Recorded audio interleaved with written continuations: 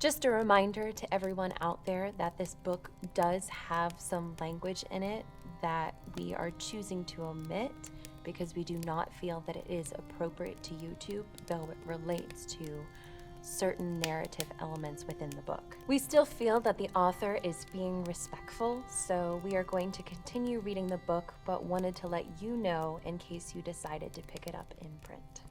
Hey spooksters, and welcome back to Secondhand Horror, a show where we find interesting, unique horror books and read them to you like you're 5 years old. We're continuing this week with Totentanz, which we've been reading for the last couple of weeks, and I'm interested to see where things go. So far, the Phantom Carnival has showed up and everyone's a little bit curious. Let's see what happens. Now grab your comfy clothes and maybe a nice, comfortable spot and get ready for chapters 5 through 6 of Totentanz. Let's start.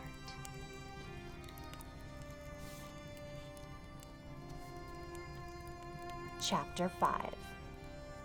Spinning, spinning, round and round, dust to dust, dust against dust, bone against bone, flesh against flesh, Lucius. Blood from ashes, spittle from wood and stone, a tongue from salt, feet from earth clay, fingers of worms and crawling things. Lucius, Lucius, wake up! Spinning, spinning, round and up out of darkness. Oh! 100-year wail descends into darkness, replaced by the sound of birds. Lucius Beaufort, as stiff and old as the pines in the forest, gradually lifted his hurting eyes. He looked from the earth below him, churned as though by a plow blade, up to his knees, and then, in degrees, with a 100-year crank, to the blue sky overhead, where a fat blackbird was dipping to look at him, its eyes huge in its small black face, peering down into him before it banked abruptly and shot away. "Good Lord Jesus," Lucius said, lowering his eyes. This body of his began to tremble as it had on Sundays when he was a boy in front of the minister, when, more afraid of the man's wrath than of the scourged promises in the Bible. "Doesn't the Bible teach goodness too?" he had once innocently asked. "Not when you're colored," the minister had answered with his voice and with his hand, bringing his knuckles across Lucius's mouth and then leaning over him with his eyes on fire as the boy lay in the dust at the back of the church, not trying to get up because he would just be hit again. He had come to sit as far in the back of the church as possible, trying to hide from those eyes. The defeat in those blazing eyes was what scared him the most, made him shake and tremble. Wrath he could take, especially righteous wrath, but the assurance that life for him, for the preacher, for each one of them, for all those colored faces, might as soon be over now as later for all the happiness they would find in it. That was what he could not face and what made him shiver. That, and the only other words the preacher had ever just spoken that had frightened him. The promise of the judgment that awaited them. All of them. The colored and the white. When the final battle was fought, and the dead rose from their beds of earth to see it. And even years later, when he had washed himself of the preacher's defeat, this one stark image had clung to him like glue. And now he had raised his eyes from the bed of earth to see the blue sky again, and... "Lucius?" a voice behind him spoke. He knew that voice. He knew that voice like he knew his own. For a moment, a flame of joy rose in him. Yes, this must be the judgment day after all, because that voice that he knew and loved was with him, as all those he knew and loved must be with him. The wife and son he had sent away and never seen again, and the others. He scanned the sky again before turning around and saw something that made him sure the judgment day was at hand. The blackbird was gone, and in its place a huge silver bird, of metal, with a long white tail behind it, made its way across the heavens with a faint roar. "Lucius!" the voice again called. It was not a joyful voice. Why not? Why shouldn't the joy that he felt at this moment be in that voice too? He turned. "Jeff," he said. He reached out his arms, but they were stiff and covered with soil and would not raise straight for him. They dropped back heavily to his sides. Jeff Scott stood regarding him with a mixed look of sadness and revulsion, and there, a touch of happiness too. Why not all happiness? "Jeff, the Judgment Day," Lucius said. Jeff Scott shook his head. "Lucius," he said, and all of a sudden he looked as though he wanted to cry. "What is it?" Jeff Scott only shook his head, his face covered with his hands. Lucius looked around. Something out beyond the gates of the churchyard caught his eye. Montvale was down there, laid out before him, but it was different. The buildings were more numerous, the town swollen. The church next to the graveyard looked newly painted with a new addition to one side, though the main street was still where it had always been. The shops were different colors, and there were more of them. The roadways, they were paved. There's more spread to the town too, and it seems more sculpted, more green. And there to his right, where the Scott farm used to be, built around the old Scott carousel, which looked brand new, a great carnival. The old farm was filled with bright tents and walkways and rides, great circles and canopies and poles. Then his gaze came back to the churchyard, lingering over hundreds of upturned graves, the empty, neat, sharp holes in the ground surrounding him. "Jeff," he said. "I'm sorry, Lucius." Jeff Scott's eyes were dry and clear. His hands had lowered to his sides, and though there was anguish written on his features, there was not a tear mark on his cheeks. He looked the same young man Lucius had known, but he seemed to be carrying the weight of 100 years on his shoulders. "Jeff, the Judgment Day." "No, Lucius." Lucius looked at his hands, at the chopped, thrown earth at his feet, the changed sky, the fading trail of the silver bird that had passed overhead. But another voice called his name. His bones froze. He knew in an instant that what Jeff Scott said was true. The silver bird was not a herald. The sky was not an ether of Salvation Day. "Oh God, Jeff!" The other voice, the one that made him ice when it spoke. It whispered again. "Lucius, remember," it hissed, and he fell to his knees and closed his heavy lids. He threw his fingers over them, pressing them down and trying to squeeze them shut forever. A wail escaped his throat, but he did not hear it because of the other voices, voices he had last heard a century ago. "Come on out, boy." He was underground again, but he was not buried. He was back in the hidey hole in Jeff Scott's barn, quiet as a mouse. He heard the men enter. He heard them sniffing like dogs. They were laughing, and he could almost smell the alcohol on their breaths. And, with a nearly stopping heart, he realized that they were slowly making their way to the back of the barn, to the corner where he lay. He could feel them coming his way, almost as though they were toying with him. come out, boy," one of them sang, and then there was a pause while a bottle sloshed, after which there was a satisfied grunt of, "Ah." Lucius guessed there were two of them. Their voices sounded familiar, but they were muffled by the camouflaged board over his head. He had started for Potterville, like Jeff had said, and only a chance of meeting on the way with the same preacher who had taken in his wife and son had saved his life. There were men from Montvale waiting for him in Potterville.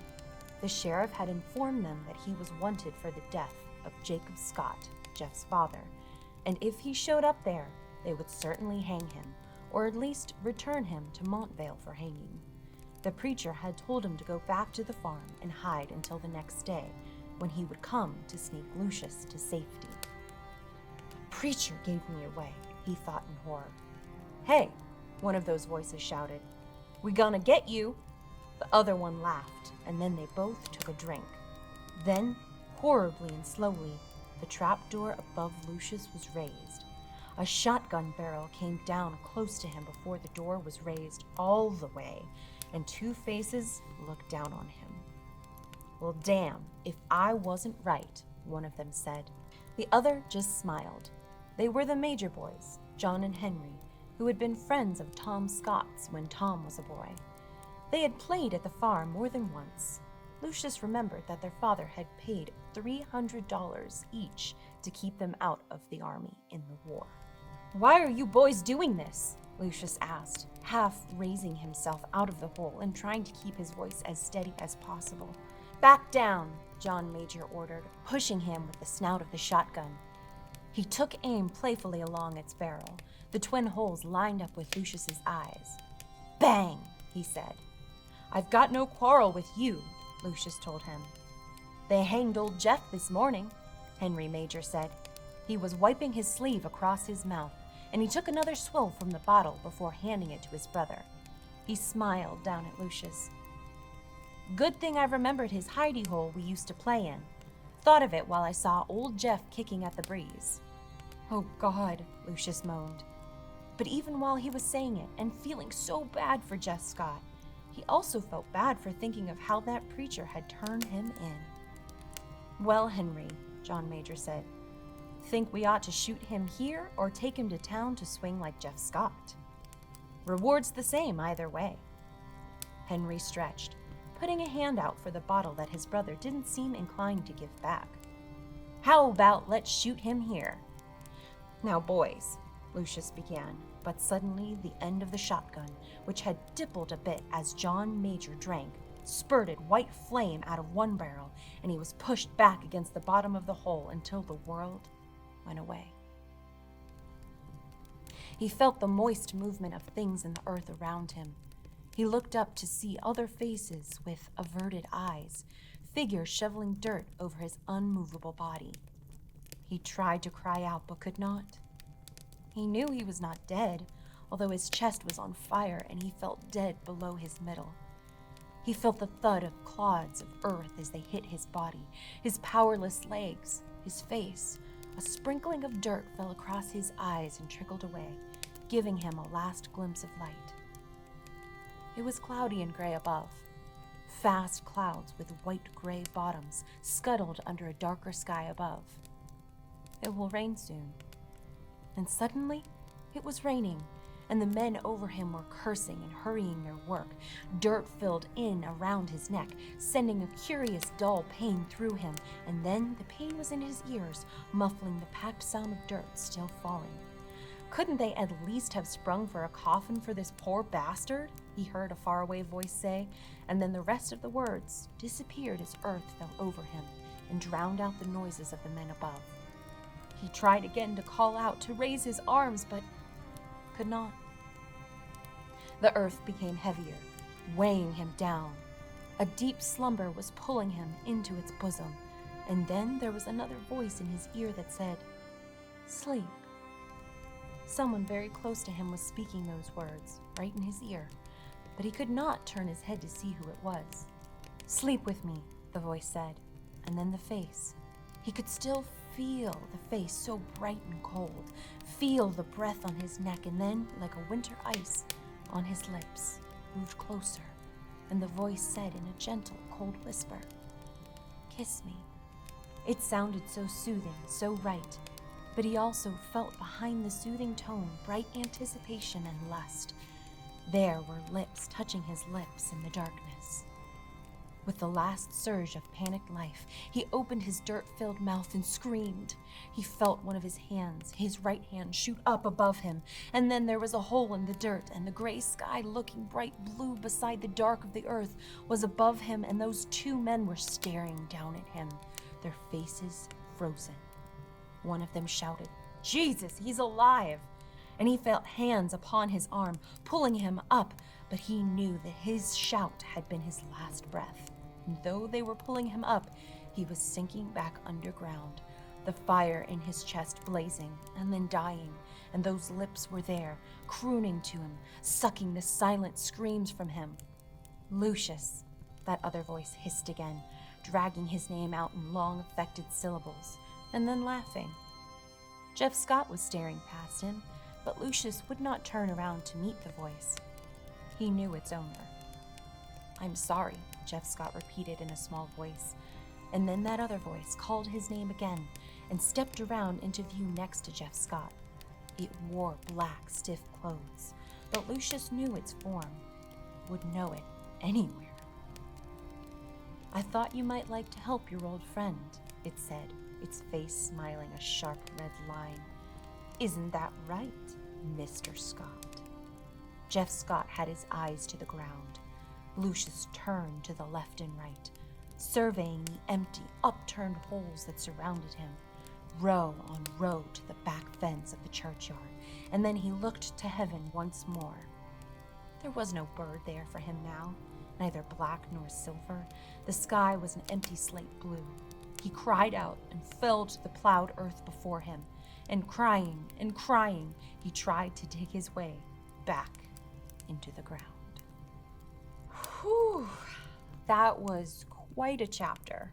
First of all, this author has a way with run-on sentences and phrases and inserts that just confuse me. And, it's like those things that make sense when you're reading a book in your head, you catch on very quickly, but when you're reading it aloud, you're like, wait, what? What's going on? Also, I'm curious as to who this character is. I'm assuming it's the evil force that's bringing the carnival in, and what tie does he have to the other characters? Also, I'm a little uncomfy with the subject matter in certain ways, but I'm curious to see how it will apply to the rest of the book. So, let's continue. Chapter 6. "Goddamn jerk Poundridge," Barney Bates cursed. He was wondering why he had voted for the mayor. He damn well wouldn't vote for him again. The only thing the man was interested in was making sure his own tie was tied. And the hell with the rest of the town. Well, if Poundridge wouldn't do anything now, take it easy, Barney. Let me go through channels. Channels? Ha! Then Barney would take care of things himself. He'd be damned if he was going to let some loud, rowdy carnival show put its stakes down in his backyard for God knew how long. He would face the owner of this tin show himself and make the man produce his papers. Or else. He edged away from the double-locked gate.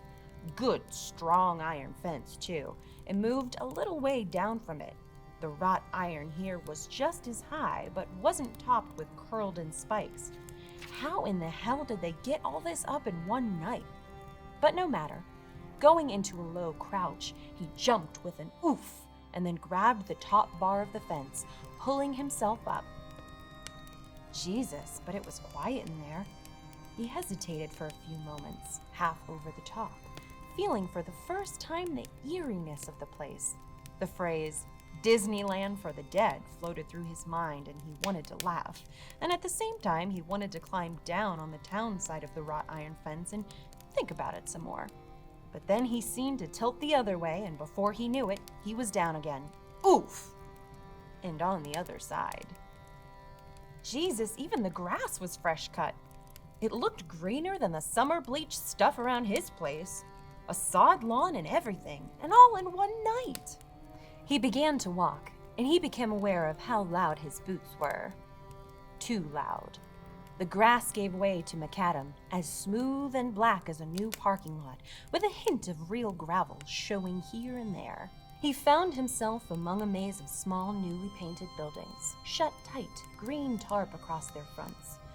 Feeling ill at ease, glancing behind before he did so, Barney pulled the edge of one canvas back to see a hollow room. Along the back wall were shelves filled with new-looking, fat-stuffed dolls decorated with long feathers. A bucket of baseballs to throw at them was pushed against one wall. The sides of the room were covered with shelves too, and these were filled with cheap toys and stuffed animals. Pigs, dogs, cats, rabbits, and something that looked like a Cupid doll with big wide eyes and fangs. There were also, Barney saw, a couple of big boxes filled with the usual plastic Hawaiian leis. "Geez," Barney said, dropping the flap and turning around quickly.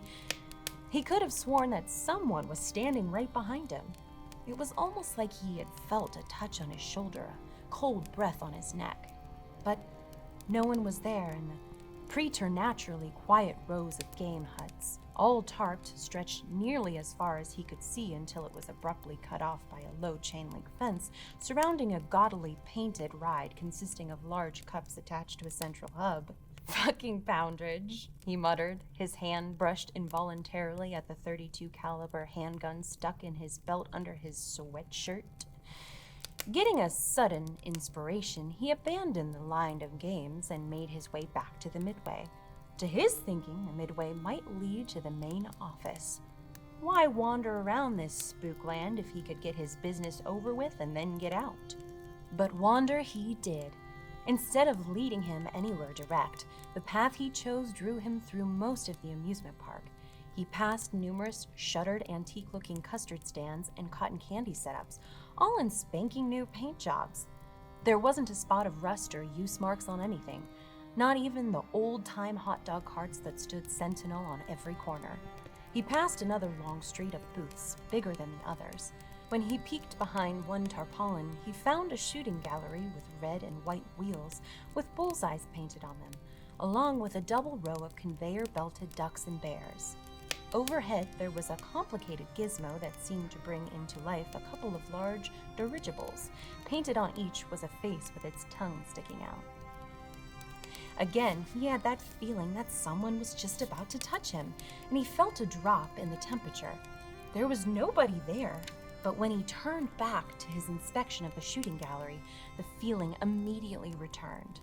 This time, he resisted it, and his heart nearly climbed into his throat when a cold hand took hold of his elbow. "Jumping Jesus!" he cried out, whipping around. There was no one there. He felt for his handgun. A thin, cold sheen of sweat covered him now, and he thought of making his way back to the front gate as fast as he could, but that frightened him as much as the thought of continuing his search. There were probably eye holes in most of the buildings he was passing, just like the ones in the movies about haunted houses. "I know you're out there," he said, and was surprised to find that his voice came out weaker than he had wanted it to. He continued walking. The shooting galleries gave way to a clearing peppered with kiddie rides, each corralled by a low white fence stenciled with circus clowns. A faint breeze had risen, and a few of the rides, a caterpillar with a long canvas shell that would cover it when the ride was in motion, and a ride consisting of rockets hung from wires attached to a spoked overhead wheel, were creaking gently. Barney looked at the sky. With the breeze, the day had clouded over. A high sheet of grim clouds was sliding across the faded blueness and making the day nearly as chilly as September. Barney shivered in the gray sweatshirt and sat down on the rim of the merry-go-round, hugging himself. He felt very alone all of a sudden. Someone was following him, and he dreaded the moment when whomever it was would appear. It was like putting on a Sunday shirt and then having someone tell you there was a spider on it, but not telling you where. The spider was there all right, and would appear. "Why don't you come out?" he said. His voice was like a little child's. He couldn't help it. He wanted to run, but his legs would not carry him if he tried. A change had come over him. He was a veteran of the Korean War, and if anyone had ever told him he would act this way under any circumstances, he would have laughed or hit them. He was not a big man and had kept his leanness over the years, but he had always thought himself big in spirit. He was tough, but had only demanded his due, and he knew that though he had no close friends, he had no enemies either. And there he was, wanting to bawl like a baby. The feeling of helplessness was oppressive. He fought to overcome it. He got to his feet, noticing now the grotesque faces of the horses on the carousel. Half of them looked not to be horses at all, but other creatures. Half lion and half bird, goats, a giant hare with eyes as big as hubcaps. Eyes as big as saucers, he suddenly thought, remembering a story a buddy of his had told him the day before he left for Korea. Who had written it? Whoever it was, Danny Kaye had played the star role in the movie. It was about a soldier who met a witch who told him about tree treasures, each guarded by a dog. The soldier went underground and found the 3 dogs, each in its own room, and each dog had eyes bigger than the one before. The last dog had eyes as big as saucers, and that had always stuck in Barney's mind, though he had never been able to visualize what that would look like. This hare had eyes as big as that, bigger. He thought the soldier got the treasure at the end of the story and killed the witch, but he couldn't remember. He and his buddy were real drunk at the time, and his buddy had told him, "Go kill some people and bring back the treasure." Those hare's eyes were staring at him. Watching. "Eyes as big as saucers," he said, using it as litany to break the oppressed feeling in his head. He moved away from the merry-go-round, down the path he had been following. Nothing was quite in focus anymore. He felt feverish. He passed a sherbet stand in the shape of a monkey and a guess-your-weight cart. He bumped into something solid and thought someone had grabbed him by both arms, but when he pushed away, he saw that he had run into a strength tester, a long pole with a bell at the top and a pad at the bottom to hit with a sledgehammer. The pole bore gradations all the way up, from a caricature of a man having sand kicked in his face near the bottom, through a series of muscled animals to the top, a huge, grinning beast that looked like a bear, but had a horn in the middle of its forehead and flame issuing from its long-toothed mouth. He went out, feeling now as though he had been drugged. He fell down once. When he arose, he saw that it had grown dark. A string of bulbs hung above him, leading ahead, and when it lit, he felt compelled to follow it. There was darkness all around him. He looked to one side and thought he saw in the dimness the face of another hare with enormous eyes, and as he stumbled past it, he seemed that the eyes followed him until the creature was swallowed by darkness. The bulbs, clear glass that showed the filament, threw scant illumination on the ground, blinking against the night blindness that had come up against him. He looked off to the other side to see vague, dinosaur-like outlines against a darkening sky. A long spire with a cage at the top, its gate swinging open, the bony grid of a roller coaster, the tiny string of cars precariously perched at the summit of its first drop, and, seeming to dominate, the huge erect-set Ferris wheel, its hinged sets swaying like eyelashes around its perimeter. "Eyes as big as saucers," he muttered once more, but now he couldn't tell if he had really said it or not. He was drunk. He didn't know where he was. He didn't remember getting drunk. He had done it often enough, at home in front of the television, or occasionally when the loneliness of cabin fever had gathered inside of him to the point he would burst. At one of the old man bars in town where they'd leave you alone with your beer if you wanted, letting you get as rowdy as you liked and always providing some companionship. Pointing to the television. Some ball game, eh? If not friendship. But now he was drunk on the street. He hadn't done that in a long time. Got sick with the DTs and awakened in jail. And what a strange street. Dark and darker still, with only a faint string of overhead lights to show the way. Where was he? How did he get here? No matter how many times he blinked his eyes and shook his head, he couldn't clear his mind. His head was so confused and reeling that he didn't know if he was on his feet or on the ground. He was hot, so warm that he felt he must remove his sweatshirt. He fumbled with it, found that he was indeed on the ground and that his sweatshirt was soaked. His pants were soaked too. Had he wet himself? Where am I? He remembered wetting himself once when he was 5 years old. He was sitting in class and Sister Margaret was talking, and he wanted so desperately to raise his hand to beg to leave, but he did not dare. No one was allowed to leave before the end of class. Sister Margaret had made that clear on the first day. There was snow outside, the first snowfall of November, a white dusting that was already melting. Christmas was coming, and he could almost smell it, but he had to go to the bathroom so bad that he raised his hand anyway. He was squirming in his seat now. "No," he wanted to say. "No, sister, I promise I'm not going to the bathroom to smoke. My father smoked, and he's dead now." I'll never smoke cigarettes. Please let me go to the bathroom." But Sister Margaret had her face turned down from him. She was printing on the blackboard, her tall, straight back moving up and down in rhythm with her arm. In chalk, she wrote, "The capital of Bolivia is La Paz." She underlined La Paz. He thought she would turn around then, but she didn't. He dared not to cry out because if he did, he would not be able to face his friends at recess. He didn't know if he could face them anyway, although if Sister Margaret turned around and saw his weak, waving hand, she might let him go to the bathroom, and then he would also be a hero.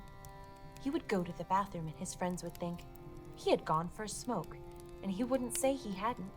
He wouldn't say anything at all, which couldn't be a sin because if they thought he had gone for a smoke, it would be their business, not his. "Sister?" he finally blurted out, and she turned around.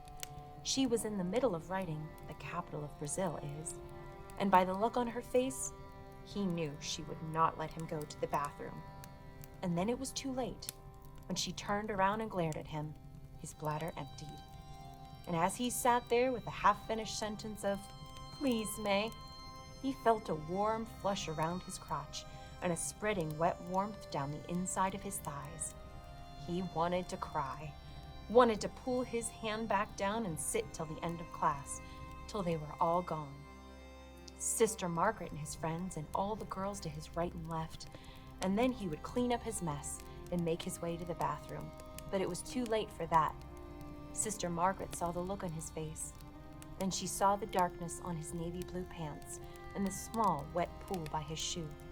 And she made a "oh" sound with her lips. She said, "Barney, I think you should go to the bathroom."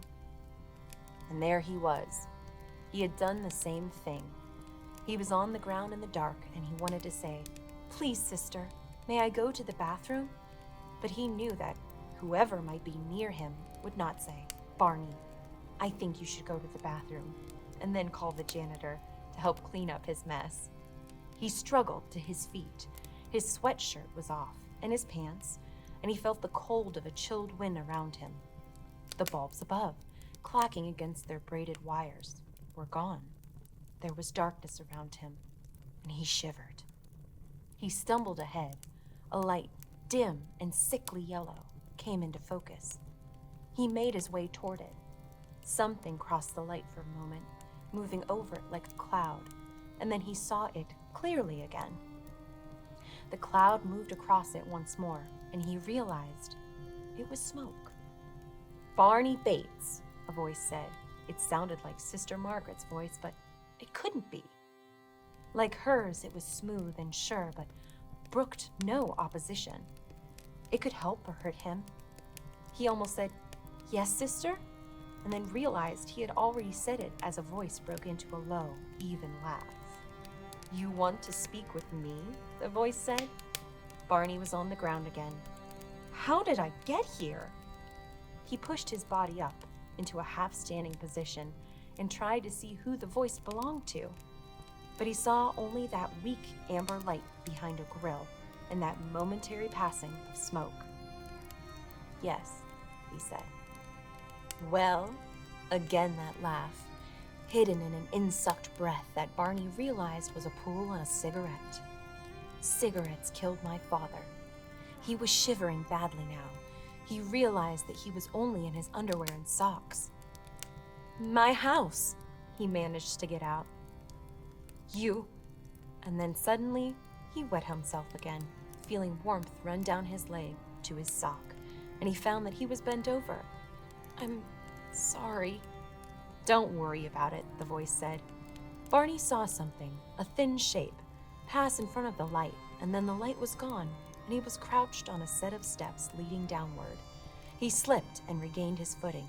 He looked back to see a weaker, dark gray light shut off as a doorway closed from the outside world. He was on a flat surface, cold in his wet socks. He could not stop trembling. "Papers?" he said, and then doubled over again, crying out as his bowels emptied into his underpants. "Oh, God!" "Do you want to go to the bathroom?" the voice asked. "Yes," Does it really matter? Yes. Really? He was on the cold floor, curled up. Stand, the voice said. Yes, sister. I said stand up. Now. I can't, sister. Please let me go to the bathroom. His sphincter convulsed, and he felt a racking pain in his bowels. He looked up pleadingly to see his sergeant from Korea standing over him. The man leered. He had always leered. He had been a stupid and vain man, and there had been more than a hint that the mine he had stepped on had not been planted by the North Koreans, or at least had been passed over by the American detachment. Get up, the sergeant ordered. You can't be here, Barney said wonderingly. Of course I can, the sergeant said, and then Barney saw that the sergeant had turned into something else. Oh God, Barney Bates sobbed. The figure was not Sister or Sergeant Crimmins or the beast with eyes as big as saucers. The figure blew smoke in his face. It was black smoke, and it burned his skin like acid. The face was very white. The eye colors were reversed. The pupils, white speckled with gray. The irises, black. He could see no teeth in the mouth. Speak, the voice said, smooth and low, not kind. You want to see my papers? The voice mocked, as acidic as the smoke from its cigarette. Afraid I'll make too much noise? Oh, God, no! The figure laughed, angling its head all the way back, theatrically and barking out low, half-strangled gasps, as if its throat was not deep enough to bring up true vocalization. It began to cough and then threw its cigarette down at Barney's feet. Barney moved to pick it up, but the figure made a sharp move of dismissal, and he stood where he was, straight up now, and shaking and cold and wet. Time to see my papers, Barney Bates, the figure said, and then it was Sister, and she did not have the knowing look on her face as when she had turned around from the blackboard, but rather the look that said, no, you can't leave. And Barney saw her bring the ruler out from under her cassock, the one she had always seemed to have hidden in her right hand. She raised it above him, and then he remembered his gun. He had a gun, and he would use it on her. Miraculously, he found it still with him, tucked into his underpants, inside the tight elastic. It was cold against his belly. He pawed it out, pleading, Sister, just let me go to the bathroom. But as he held it up, her hand, the one with the sharp ruler, came down and knocked it from him. There was great pain in the hand that had held the gun, and as he looked up, he saw that Sister was gone, and in her place was that dark figure again, the horrid, toothless thing with the cigarette and the inside-out eyes. Barney tried to say something, but when he opened his mouth, he found that he was already screaming, and as he looked at the hand that had been hit by the ruler, he saw why he was screaming. The flesh had been stripped from his fingers, and that all that remained was the white, dry bone of skeleton. His bony hand was curled up on itself like a claw, and then he saw that Sister once again was back, and that she had raised the ruler high over him, mouthing the word, no. And when she brought the ruler down upon him, the scream that he was screaming was ripped raw and bleeding from his throat.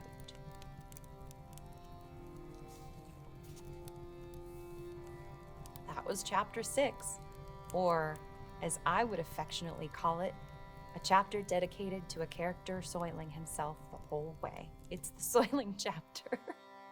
But I could see how, it's about one man and all the emotions that he's going through. It's poetic in a way and pretty terrifying to imagine yourself alone with all these wild things happening, bringing up terrifying memories. It seems like the evil that's within this sort of amusement park is feeding off of his fear, traumatic memories, kind of like a Freddy in a way. I'm curious to see what's going to happen from here. Does Barney get found? Does he disappear? And who's next in the Carnival of Evil? Dun, dun, dun, dun. I guess we'll just have to find out next week on our next 2 chapters of Totentanz. Thanks for listening/watching. We'll see you then. Bye.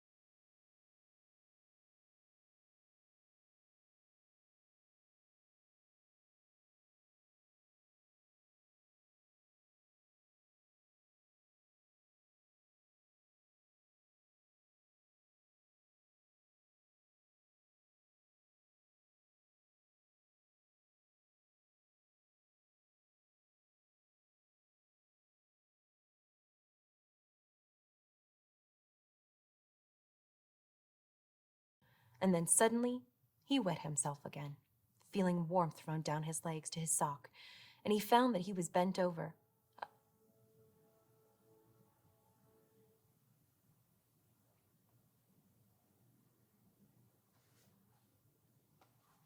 Did you hear that?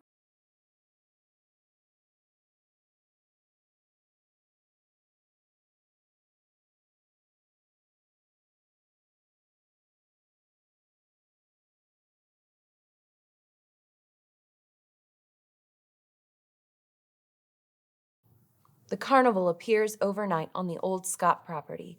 Ferris wheel, mirror maze, midway, tunnel of love.